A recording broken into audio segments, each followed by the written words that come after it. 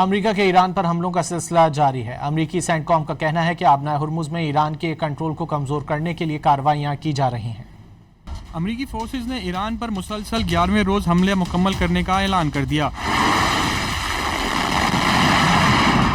Saint کام کی جانب سے جاری کردہ بیان کے مطابق حملوں کا مقصد آبنائے ہرمز میں تجارتی جہاز رانی کو خطرے میں ڈالنے کی ایران کی صلاحیتوں کو کمزور کرنا ہے۔ ایرانی میڈیا کے مطابق مغربی صوبہ اعلام، صوبہ ہمدان، جنوب مغربی صوبہ خوزستان، صوبہ سستان و بلوچستان، شہر تبریز، سیرک اور بوشہر میں دھماکے ہوئے ہیں۔ دھماکوں کے بعد فضائی دفاعی نظام فعال کیا گیا ہے۔ امریکی محکمہ دفاع کے مطابق 28 فروری سے ایران کے ساتھ جاری جنگ کے آغاز کے بعد اب تک ہلاک ہونے والے امریکی فوجیوں کی تعداد 18 ہو گئی ہے۔ دوسری جانب ایران نے بھی امریکہ پر جوابی حملے کیے ہیں۔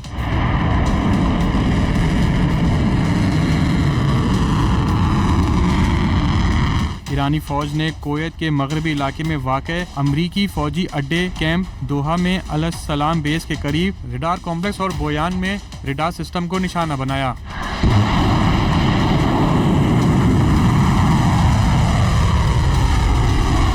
بوریان جزیرے پر موجود ایک اور ریڈار نظام کو بھی نشانہ بنایا گیا۔ عراقی سیکورٹی ذرائع کے مطابق عراقی شہر اربل میں امریکی قونصل خانے کے قریب 3 ڈرون مار گرائے گئے۔